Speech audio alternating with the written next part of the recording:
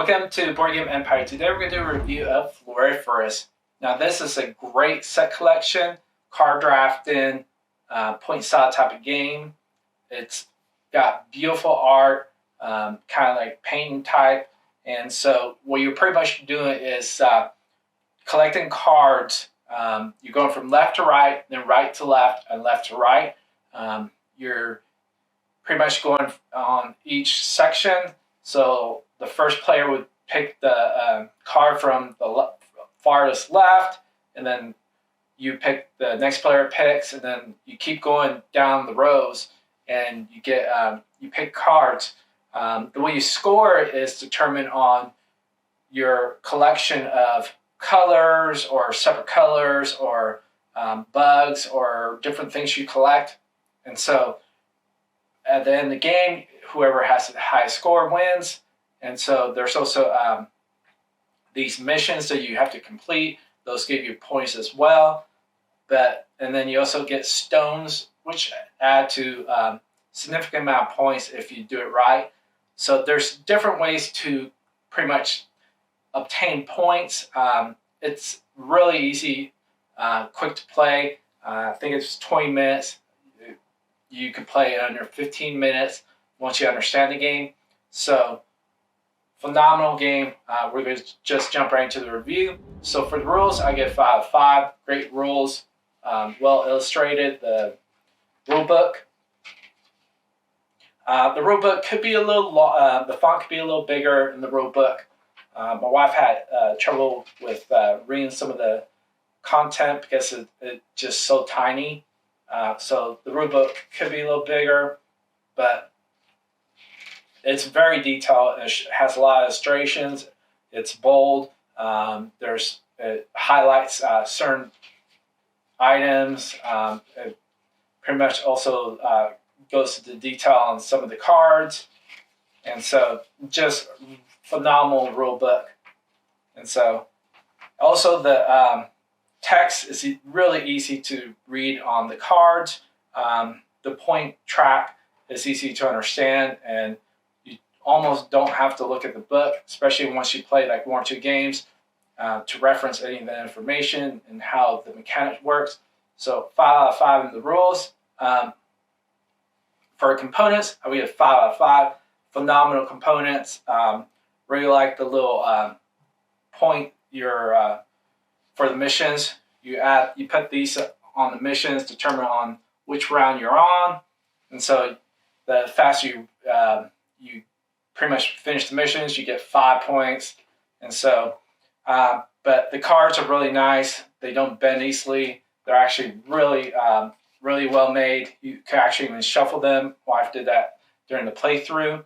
A lot of cards nowadays in board games and card games, you're not able to shuffle. They bend easily. They don't bend back. So this is actually one of the ones that actually does work where you could shuffle. Really like the components, the little wood pieces for each individual player. And the illustration just looks phenomenal. Love the paint style of the cards.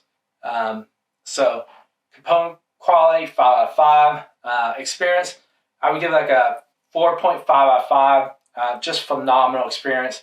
Really enjoy the game. It's a really fast game. One of the best filler games that I've played.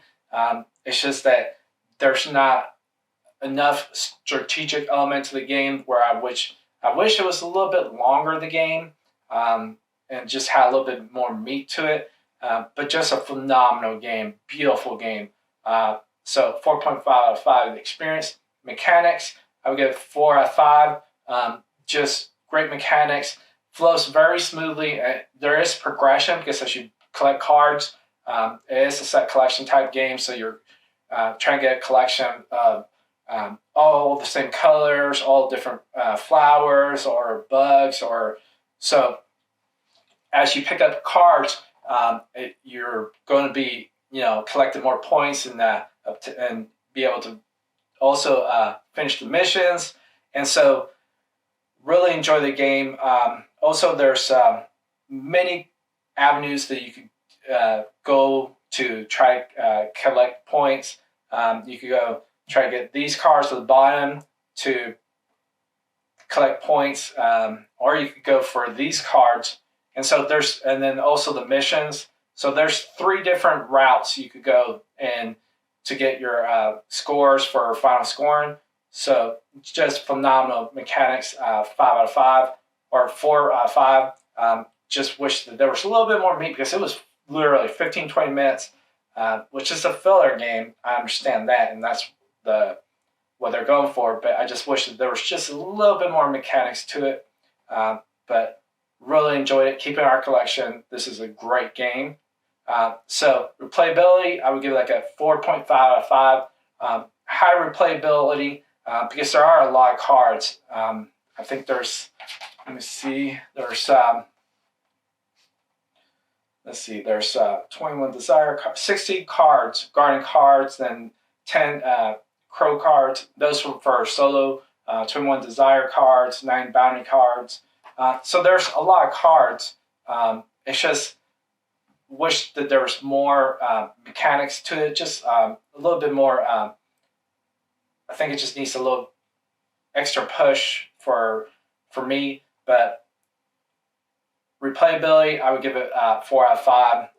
High replayability, just because there's so many cards, and so you're probably going to get 20 to 30 plays before it just becomes repetitive.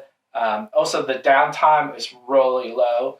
So, and setup time literally takes 5 minutes or less. Put away time, 5 minutes or less.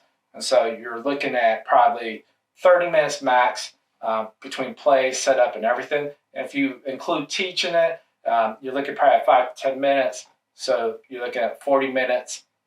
So just a phenomenal game. Just really enjoyed it. So overall total, I would give this like a 7.8 out of 10, like a 3.7 out of 5. Just really like the game. Now this might go up as we play it more and more. We've only played it like 3 or 4 times. So as we play more and more, there might be more mechanics that I see in the game that I just didn't experience in the first few playthroughs. That happens because we play so many games, and so we have to really, hone it down on the first few plays, which is like 3 or 4, and then we do the reviews and playthroughs and everything. So for now, I'm giving it a 7.8 out of 10, 3.7 out of 5. I'm guessing that this won't go down in the rating. I'm guessing it'll probably go up. And so it might go up to 8 or 8.2, 8.3.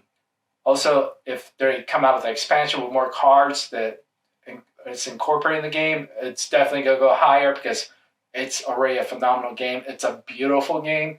I'm guessing if this is also a good game to introductory game that's really quick. If you're playing with people that are not familiar with more of the hardcore mechanics and Euro games and games, this would be a good introductory game to get people into gaming because it's easy to learn, teach, and play.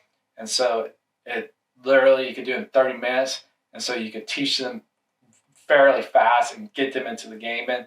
And then with other games, you introduce more and more, and then they could get into more hardcore games where you have more strategic elements to the games.